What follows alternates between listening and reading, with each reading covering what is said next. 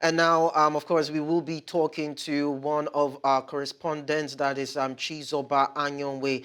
Even as we told you earlier on the news, as regards what has been happening in our axis where she is covering. Chizoba, it's nice to have you around. I'd like you to just help us understand what are the updates like. Good afternoon, and thanks for having me. Well, the update is that the excavators have finished their work yesterday, and they have made sure that they have reached the ground level, that is level 0, according to them, to ensure that nobody is still left under the rubble. And of course, the students that have been evacuated are doing well in the various hospitals they've been taken to. We saw a number of them. We were able to speak to some of them who were in a condition to talk. Actually, some of them are still not yet in a good situation or condition to speak to the press, and that's the truth. And unfortunately, those of them that were confirmed dead, about 22 of them now have been confirmed dead. It's a very sad situation for their parents, as we heard. We have tried to trace their homes, but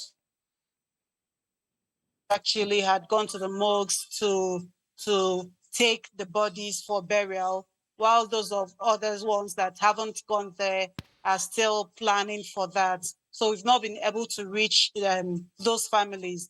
But however, we are keeping tabs on that. Then the governor was around early this morning at the scene of the incident to ascertain the level of destruction. And of course, he was sad about that, saying that from what he heard, because he wasn't able to see the other standing structure. That's another two-story building belonging to the school that was also pulled down yesterday for the fear of the same incidents happening even sooner than later, actually. So he had declared a 3-day mourning for the students that lost their lives in that sad incident, and of course declared the school closed. you know, of course, there's no school again because all the structures there have been pulled down, and gave a strong warning to other school owners to ensure that their schools are up to standard, as in standardly built. And if not, they should take their time to bring them down to forestall any other incident as the one that happened yesterday.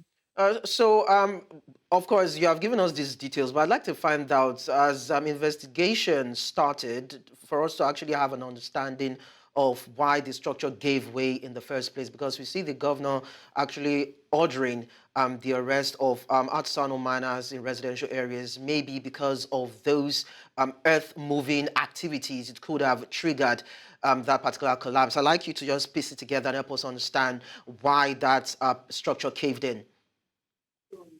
All right, some building experts were around this morning, even yesterday, and we spoke with them. And what they said independently was that from what they saw, it showed that there was lack of coordination and professionalism displayed while those buildings were being put up. So substandard buildings as such usually would cave in, would come down without staying for a long time. So for them, there was no standard in building those structures. And that is why they caved in. And the day before it happened, that was Thursday, there was a heavy downpour in Jos. And they said the downpour also gave way in helping the structure to cave in. And that was what actually happened. However, they were seen picking samples of some of the debris to go do analysis. And they said, according to what they have done so far, in a month's time, the results will be out to actually say what went wrong along the line. Okay, thank you so much, Chizoba Anionwe. We'll definitely also continue to engage you to get more details from you, and pray that the souls Thank you of for the having departed me. will find eternal rest, and of course the families would also receive reprieve.